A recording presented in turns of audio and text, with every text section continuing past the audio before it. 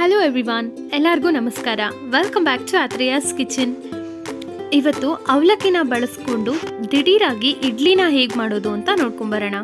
Video ಸ್ವಲ್ಪ lengthy ಇದೆ because ನಾನು ಆದಷ್ಟು ಕ್ಲಿಯರಾಗಿ ಈಸಿಯಾಗಿ ಹೇಳ್ಕೊಡೋದಕ್ಕೆ ಟ್ರೈ ಮಾಡಿದ್ದೀನಿ.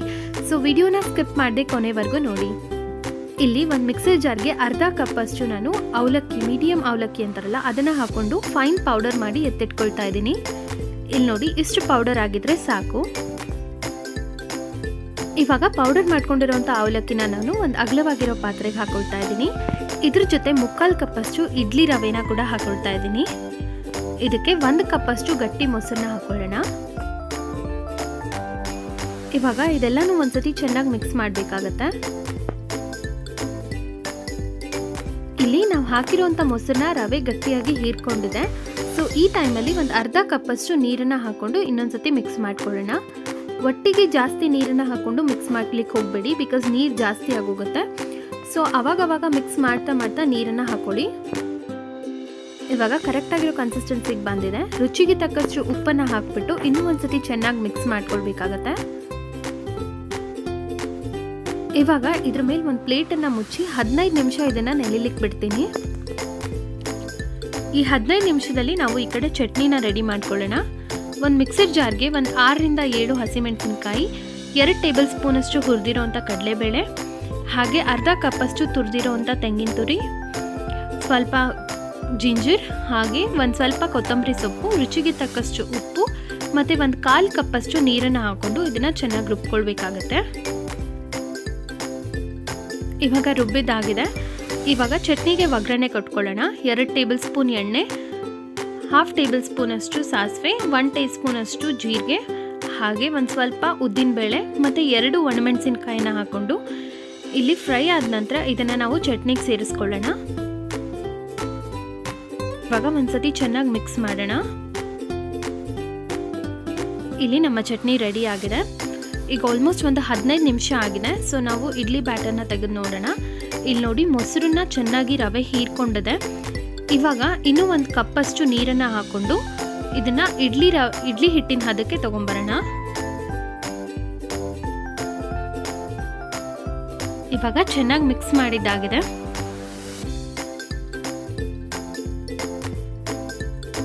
ಇವಾಗ ಒಂದು ಚಿಟಿಕೆ ಅಷ್ಟು ಅಡುಗೆ ಸೋಡಾನ ಹಾಕ್ಕೊಂಡು ಇನ್ನೊಂದ್ಸತಿ ಮಿಕ್ಸ್ ಮಾಡ್ಕೊಳ್ತಾ ಇದ್ದೀನಿ. ಇನ್ನೇನು ಇಡ್ಲಿ ಹಿಟ್ಟನ್ನು ಇಡ್ಲಿ ಪ್ಲೇಟ್ಗೆ ಹಾಕ್ತೀರಾ ಅನ್ನೋವಾಗ ಮಾತ್ರ ಸೋಡಾನ ಬೆರೆಸ್ಕೊಳ್ಳಿ. ಇವಾಗ ಇದನ್ನು ನಾವು ಇಲ್ಲಿ ಇಡ್ಲಿ ಪ್ಲೇಟ್ನ ತಗೊಂಡು ಎಲ್ಲದಕ್ಕೂ ನಾನು ಎಣ್ಣೆನ ಹಚ್ಚಿ ಸವರ್ಕೊಳ್ತಾ ಇದ್ದೀನಿ. ಎಣ್ಣೆ ಅಥವಾ ತುಪ್ಪ ನೀವು ಯಾವುದನ್ನಾದರೂ ಬಳಸ್ಬೋದು. ಇಲ್ಲಿ ಒಂದೊಂದಕ್ಕೂ ನಾನು ಗೋಡಂಬಿ ಇಟ್ಟು ಸ್ವಲ್ಪ ಕ್ಯಾರೆಟ್ ತುರಿನ ಹಾಕೊಳ್ತಾ ಇದ್ದೀನಿ. ಇದು ಸ್ವಲ್ಪ ಪ್ರೆಸೆಂಟಬಲ್ ಆಗಿರುತ್ತೆ ಮತ್ತು ಟೇಸ್ಟ್ ಚೆನ್ನಾಗಿರುತ್ತೆ ಅಂತ ಅಷ್ಟೇ. ಇದು ಆಪ್ಷನಲ್, ನಿಮಗೆ ಬೇಕಿದ್ರೆ ಹಾಕೊಳ್ಳಿ, ಇಲ್ಲ ಪ್ಲೇನ್ ಇಡ್ಲಿನೂ ಕೂಡ ನೀವು ಹಾಕೊಳ್ಬಹುದು. ಇವಾಗ ನಾನು ಇಲ್ಲಿ ಇಡ್ಲಿ ಹಿಟ್ಟನ್ನು ಹಾಕೊಳ್ತಾ ಇದ್ದೀನಿ. ಸ್ವಲ್ಪನೇ ಹಾಕೊಳ್ಳಿ ಇಡ್ಲಿ ಹಿಟ್ಟನ್ನು, ಇಲ್ಲ ಅಂದರೆ ಅದು ಇಡ್ಲಿ ಬೇಯುವಾಗ ದಪ್ಪ ಆಗಿ ಒಂದು ತಟ್ಟೆಗೆ ಇನ್ನೊಂದು ಅಂಟ್ಕೊಳ್ಳುತ್ತೆ, ಆವಾಗ ಇಡ್ಲಿ ಚೆನ್ನಾಗಿ ಬರೋದಿಲ್ಲ. ಇವಾಗ 4 ಪ್ಲೇಟ್ಗೆ ನಾನು ಹಾಕೊಂಡಾಗಿದೆ. ಇಲ್ಲಿ ಇನ್ನೊಂದು ಪ್ಲೇಟ್ಗೆ ನಾನು ಹಾಕೊಳ್ಳೋದನ್ನು ತೋರಿಸ್ತಾ ಇದ್ದೀನಿ ನೋಡಿ. ಇದೇ ರೀತಿ ನಾನು ಮಿಕ್ಕಿರೋಂಥ ಪ್ಲೇಟ್ಸ್ಗೂ ಹಾಕ್ಕೊಂಡು ಇಲ್ಲಿ ರೆಡಿ ಮಾಡಿ ಇಟ್ಕೊಂಡಿದ್ದೀನಿ. ಇವಾಗ ಇಡ್ಲಿ ಕುಕ್ಕರ್ಗೆ 2 ಕಪ್ಪಷ್ಟು ನೀರನ್ನು ಹಾಕ್ಕೊಂಡು ಅದು ಬಿಸಿ ಆಗಿದೆಯಾ ಅಂತ ಶಾಖ ಬರುವಾಗ ನೋಡಿಬಿಟ್ಟು ಅದ್ರ ಒಳಗಡೆ ನಾವು ಮೆತ್ತಗೆ ಇಡ್ಲಿ ಪ್ಲೇಟ್ಸ್ನ ಇಡಬೇಕಾಗತ್ತೆ. ಮೀಡಿಯಂ ಫ್ಲೇಮಲ್ಲಿ 15 ನಿಮಿಷ ಬೆಂದಿದೆ. ಇವಾಗ ನಾವು ಇದು ಕುಕ್ಕರ್ನ ಓಪನ್ ಮಾಡಿ ನೋಡೋಣ. ನಿಧಾನಕ್ಕೆ ಓಪನ್ ಮಾಡಿ, ಯಾಕಂದರೆ ಶಾಖ ತಾಗುತ್ತೆ. ಸೊ ಇವಾಗ ಇಲ್ಲಿ ಒಂದು ಟೂತ್ ಪಿಕ್ಕನ್ನು ಚುಚ್ಚಿ ನೋಡ್ತಾ ಇದ್ದೀನಿ.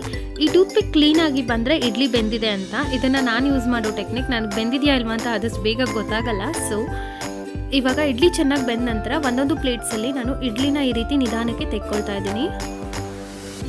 ನಿಧಾನಕ್ಕೆ ಇಡ್ಲಿನ ತೆಗೆದುಕೊಳ್ಳಿ, ಇಲ್ಲಾಂದರೆ ಅದು ತಟ್ಟೆಗೆ ಅರ್ಧ ಅಂಟ್ಕೊಂಡ್ಬಿಡುತ್ತೆ.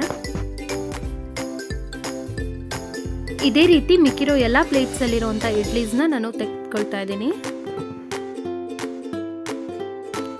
ಇವಾಗ ಮಿಕ್ಕಿರೋ ಪ್ಲೇಟ್ಸಿಂದ ಕೂಡ ಈ ರೀತಿ ಇಡ್ಲಿನ ನಿಧಾನಕ್ಕೆ ತೆಗೆದುಬಿಟ್ಟು ಇದನ್ನು ಒಂದು ಪ್ಲೇಟ್ಗೆ ಸರ್ವ್ ಮಾಡ್ಕೊಳ್ಳೋಣ. ಈ ರೆಸಿಪಿನ ಖಂಡಿತವಾಗ್ಲೂ ಟ್ರೈ ಮಾಡಿ, ಯಾಕಂದರೆ ತುಂಬ ಸ್ಪಾಂಜಿ ಆ್ಯಂಡ್ ತುಂಬ ಫ್ಲಫಿಯಾಗಿ ಇಡ್ಲೀಸ್ ಬರುತ್ತೆ. ನಿಮಗೆ ಇದು ಇನ್ಸ್ಟೆಂಟ್ ಇಡ್ಲಿ ಅಂತ ಅನಿಸೋದೇ ಇಲ್ಲ. ರುಬ್ಬಿ ಮಾಡಿರೋ ಇಡ್ಲಿ ಅಷ್ಟೇ ಒಳ್ಳೆ ಟೇಸ್ಟ್ ಕೊಡುತ್ತೆ. ಹಾಗೆ ಈ ಹೋಟೆಲ್ ಸ್ಟೈಲ್ ಚಟ್ನಿನ ಖಂಡಿತವಾಗ್ಲೂ ಟ್ರೈ ಮಾಡಿ ನೋಡಿ. ರೊಟ್ಟಿ ಹಾಗೆ ದೋಸೆಗೆ ತುಂಬ ಚೆನ್ನಾಗಿ ಸೂಟ್ ಆಗುತ್ತೆ. ನೀವು ಒಂದ್ಸತಿ ಈ ರೆಸಿಪಿನ ಮನೆಯಲ್ಲಿ ಟ್ರೈ ಮಾಡಿ ನೋಡಿ, ಹೇಗಿತ್ತು ಅಂತ ಕಮೆಂಟ್ ಸೆಕ್ಷನಲ್ಲಿ ತಿಳಿಸೋದನ್ನು ಮರಿಬೇಡಿ. ನೀವಿಲ್ಲಿ ನೋಡ್ತಾ ಇರ್ಬೋದು ಎಷ್ಟು ಸ್ಪಾಂಜಿ ಆ್ಯಂಡ್ ಫ್ಲಫಿಯಾಗಿ ಇಡ್ಲೀಸ್ ಬಂದಿದೆ ಅಂತ ಅಂದ್ಬಿಟ್ಟು. ನಿಮಗೆ ವಿಡಿಯೋ ಇಷ್ಟ ಆಗಿದ್ರೆ ಲೈಕ್ ಮಾಡಿ, ಹಾಗೆ ನಿಮ್ಮ ಫ್ಯಾಮಿಲಿ ಫ್ರೆಂಡ್ಸೊಂದಿಗೆ ಶೇರ್ ಮಾಡಿ. ನೀವಿನ್ನೂ ನನ್ನ ಚಾನಲ್ಗೆ ಸಬ್ಸ್ಕ್ರೈಬ್ ಮಾಡ್ಕೊಂಡಿಲ್ಲ ಅಂತಂದರೆ ದಯವಿಟ್ಟು ಸಬ್ಸ್ಕ್ರೈಬ್ ಮಾಡ್ಕೊಳ್ಳಿ. ಅದು ನಮಗೆ ಈ ರೀತಿ ಒಳ್ಳೊಳ್ಳೆ ವೀಡಿಯೋಸ್ನ ತರೋಕ್ಕೆ ಒಳ್ಳೆ ಮೋಟಿವೇಶನ್ ಆಗಿರುತ್ತೆ.